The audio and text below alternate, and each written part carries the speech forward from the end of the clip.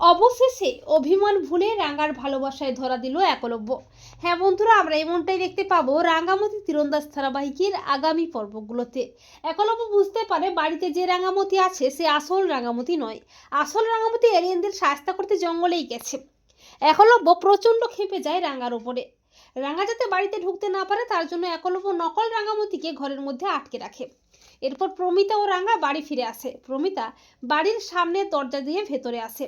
প্রমিতাকে সবাই মিলে চেপে ধরে, বিভিন্ন প্রশ্নের সম্মুখীন হতে হয় প্রমিতাকে। এমনকি প্রমিতা বলে যে রাঙা আমার সাথে যায়নি, রাঙা বাড়িতেই আছে। অপরদিকে রাঙা পেছনের দরজা দিয়ে জানালা দিয়ে তার ঘরের মধ্যে ঢুকে নকল রাঙাকে বের করে দেয়। এরপর প্রমিতা ও একলব্য বাড়ির সবাই আসে রাঙার কাছে। রাঙা নাটক করে বলে, দেখ না মা, উড়ানবাবু মুখে আটকে রেখেছে। প্রমিতা রাঙার হাতের বাঁধনটা খুলে দেয়।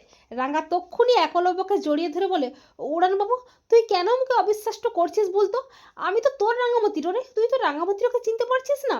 একলব্য মনে মনে ভাবতে থাকে, কি হলো, রাঙামতির এই ছোঁয়াতে কেন মনে হচ্ছে যে এটাই আমার রাঙামতি? কিন্তু এর আগে আমি যতবার রাঙামতিকে স্পর্শ করেছি আমার বারবার মনে হয়েছে ও আমার রাঙামতি নয়।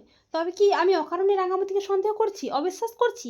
অবশেষে রাঙার ভালোবাসার ছোঁয়ায় সমস্ত মান অভিমান ভুলে রাঙাকে ভালোবেসে কাছে টেনে নেয় একলব্য। তো বন্ধুরা, তোমরাও এটাই চাও তো যে অবশেষে অভিমান ভুলে রাঙার ভালোবাসায় যেন ধরা দেয় একলব্য? কমেন্ট করে এক্ষুনি জানিয়ে দাও তোমাদের মতামতটি।